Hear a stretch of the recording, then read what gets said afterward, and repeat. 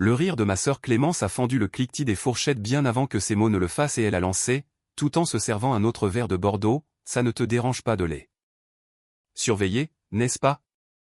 Sans même attendre ma réponse alors que les jumeaux, Léo et Hugo, grimpaient déjà sur mes genoux, l'un me tirant les cheveux et l'autre renversant son jus d'orange sur ma manche en lin, provoquant un rire général autour de la table comme si ma maladresse forcée était le clou du spectacle.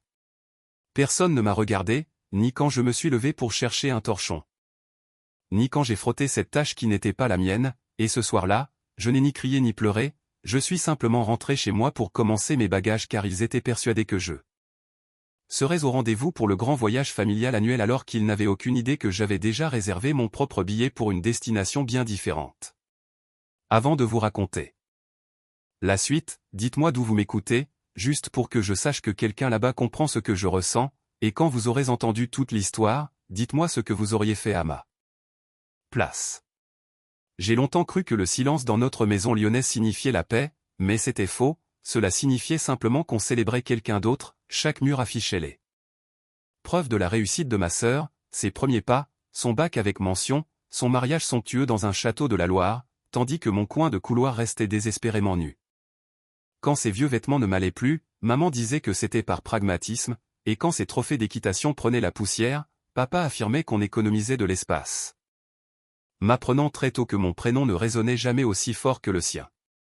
À 15 ans, j'ai gagné un concours de nouvelles littéraires et je me souviens avoir posé l'enveloppe officielle sur le comptoir de la cuisine pendant que maman faisait sauter des crêpes, elle a juste murmuré « C'est bien, ma puce », sans quitter la poêle des yeux avant que le téléphone ne sonne pour Clémence qui annonçait une offre d'emploi prestigieuse à Paris, et le temps que maman raccroche, mon enveloppe avait disparu sous la liste des courses.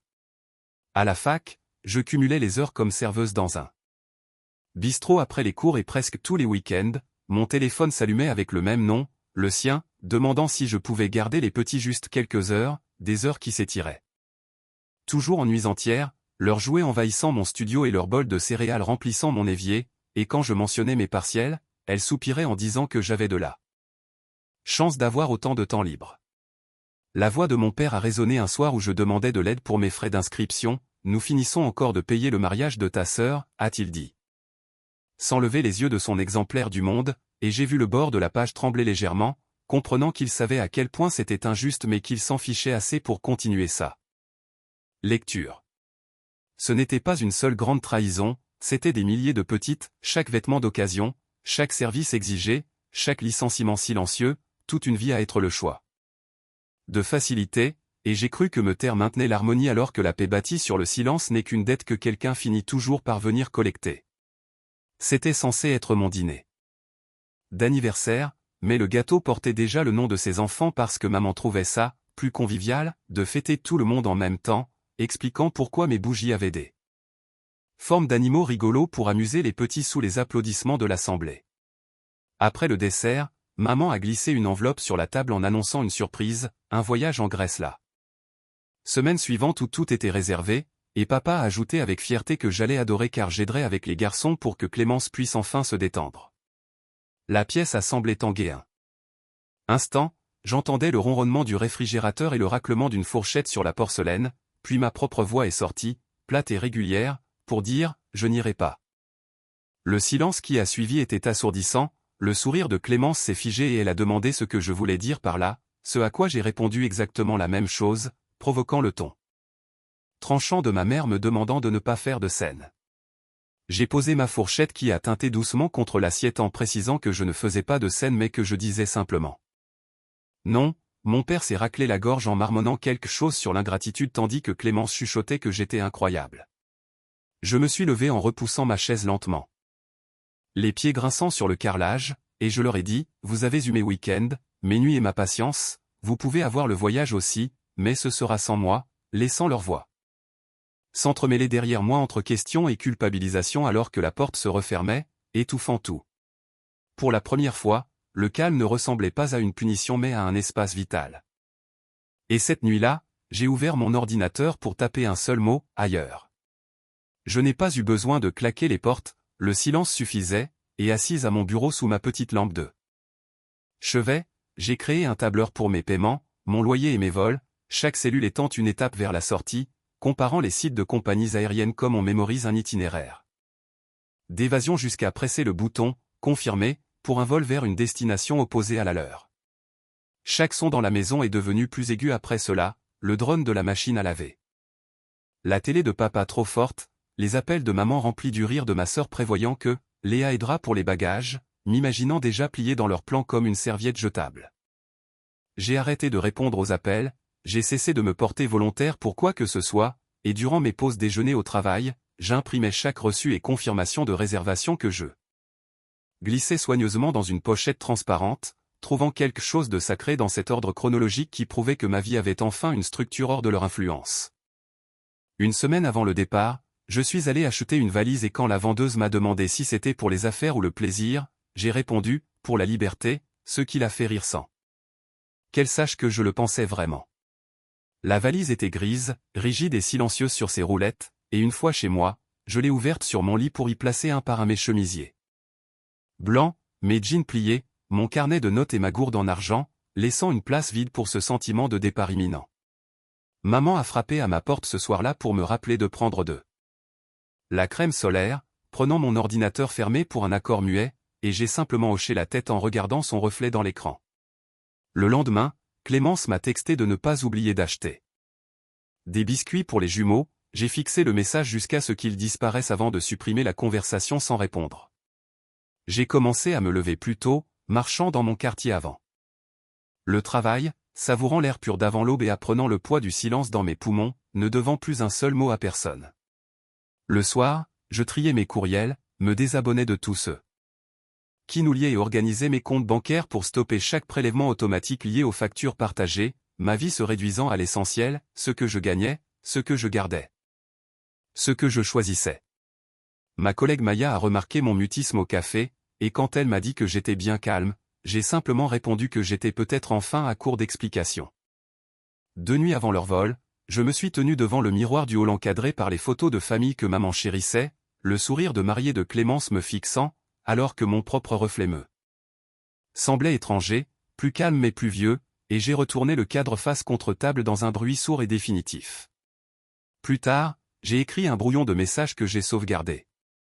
Je pars pour mes propres vacances, profitez bien des vôtres, et le simple fait de le voir dans ma boîte d'envoi suffisait à calmer mon pouls. Le dernier soir, la maison bourdonnait d'excitation. Avec les valises empilées près de l'entrée et les jumeaux courant partout avec leurs chapeaux de soleil, tandis que maman révisait ses listes dans la cuisine.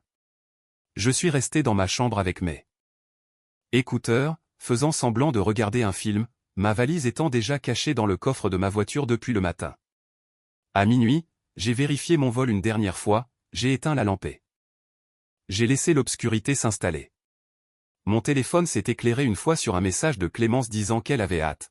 Je l'ai éteint sans répondre et j'ai dormi plus profondément que je ne l'avais fait depuis des années. Le matin est arrivé dans une douceur inhabituelle, l'odeur du café flottant dans l'appartement familial alors que tout le monde s'activait, je suis passé discrètement devant leurs bagages ouverts et les rappels de maman pour la crème solaire, lâchant Justin, on se voit là-bas, qu'ils ont accepté, distrait. Le trajet vers l'aéroport de Saint-Exupéry n'était qu'un flot de levées de soleil et de panneaux d'autoroute, je me suis garé à un terminal différent, j'ai enregistré mon bagage et j'ai regardé les familles passer avec cette même fatigue que j'avais portée pendant des années. À ma porte d'embarquement, j'ai observé les avions décoller comme des secrets qui s'échappent, et quand mon groupe a été appelé, j'ai ouvert mon téléphone, fait défiler le message sauvegardé et j'ai appuyé sur envoyer avant de l'éteindre et de le glisser au fond de mon sac. Personne ne m'a vu partir, le brouhaha de l'aéroport n'était pour moi qu'un bruit blanc alors que ma famille devait être de l'autre côté du terminal à jongler avec les billets et les sacs à dos, pensant sûrement que je cherchais une place de parking ou un café. Pour une fois, j'aimais le fait qu'ils ne me cherchent pas vraiment du regard, j'ai montré ma carte d'embarquement et je suis monté dans cet avion partant dans la direction opposée, l'air sentant le métallé, l'air recyclé, et quand le signal des ceintures a retenti, j'ai fermé les yeux alors que l'appareil s'élevait, laissant Lyon derrière moi comme une vieille habitude dont on se défait. Des heures plus tard, mon téléphone a vibré dès que je l'ai rallumé, affichant des dizaines d'appels manqués et des SMS s'empilant comme des dominos demandant où j'étais, disant que ma sœur pleurait, que j'étais égoïste et que je devais répondre immédiatement. Au moment où j'ai touché le sol, il y en avait des centaines, le dernier en date disant « Tu as gâché nos vacances », mais je n'en ai ouvert aucun. Je suis resté dans la file lente vers la récupération des bagages, le tapis roulant tournant dans un bourdonnement apaisant jusqu'à ce que ma valise grise apparaisse comme un point final, son poids me solidement ancré au sol. À l'extérieur, la chaleur méditerranéenne m'a frappé, épaisse et salée, l'air de l'île sentant le pain et les embruns. J'ai fait mon enregistrement à l'hôtel, signé mon nom et tendu mon reçu comme une preuve de ma vie privée, le réceptionniste m'a souri en me souhaitant la bienvenue et j'ai hoché la tête, trop épuisé pour sourire en retour. Dans ma chambre, j'ai posé la valise contre le mur et je me suis assise sur le bord du lit, le téléphone vibrant encore de la colère de maman, de Clémence et de papa qui inondaient l'écran. Un instant. La culpabilité a pulsé, vive et humaine, puis elle s'est aplatie comme une vague s'écrasant dans la mer, et j'ai retourné l'appareil face contre terre pour fixer le plafond, imaginant ma famille s'argumentant dans un salon d'aéroport alors que maman réalisait que je ne serais pas non plus sur le vol suivant. Ils appelleront ça une trahison, moi j'appelle ça un équilibre. Le lendemain matin. J'ai marché sur le rivage avant le lever du soleil, le ciel était orange pâle et l'eau respirait à un rythme lent, j'ai enfoncé mes orteils dans le sable mouillé et laissé l'écume atteindre mes chevilles dans un silence propre et délibéré.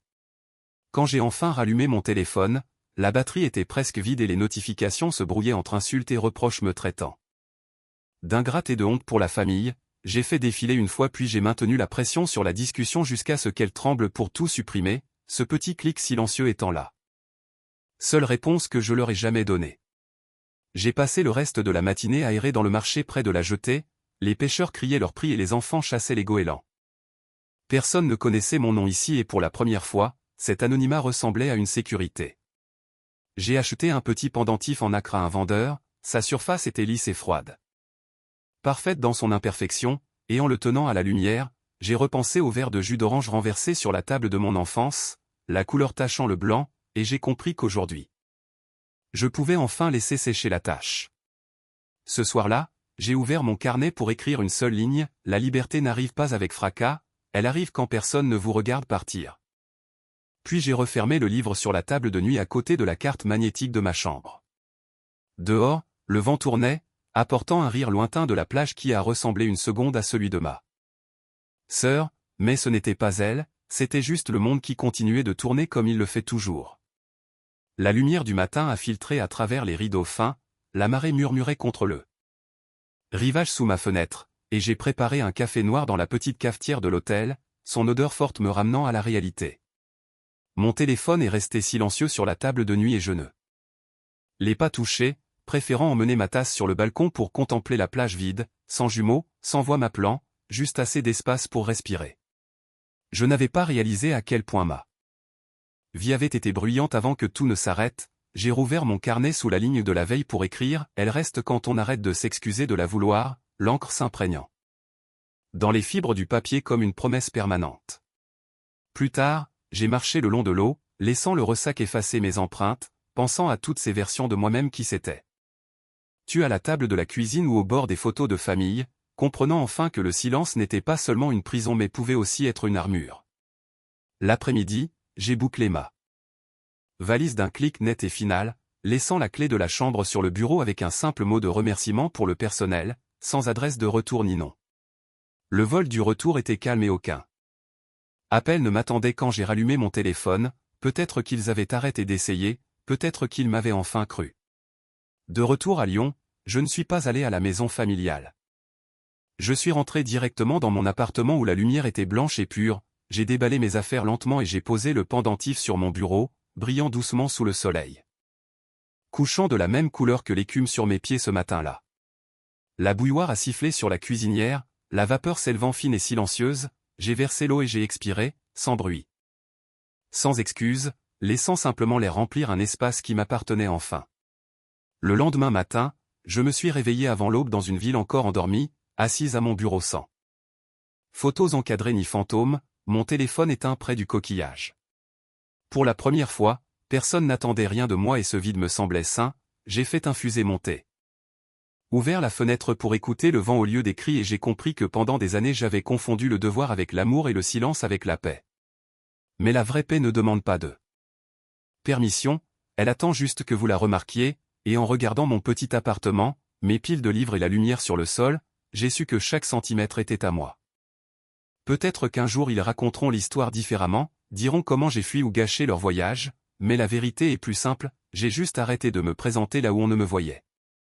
Jamais. La bouilloire a de nouveau sifflé, j'ai souri doucement et le silence qui a suivi n'était pas de la solitude, c'était une victoire. Si vous avez déjà dû partir pour trouver la paix. Dites-moi où vous êtes allé, et est-ce que cela a fini par ressembler à la liberté ?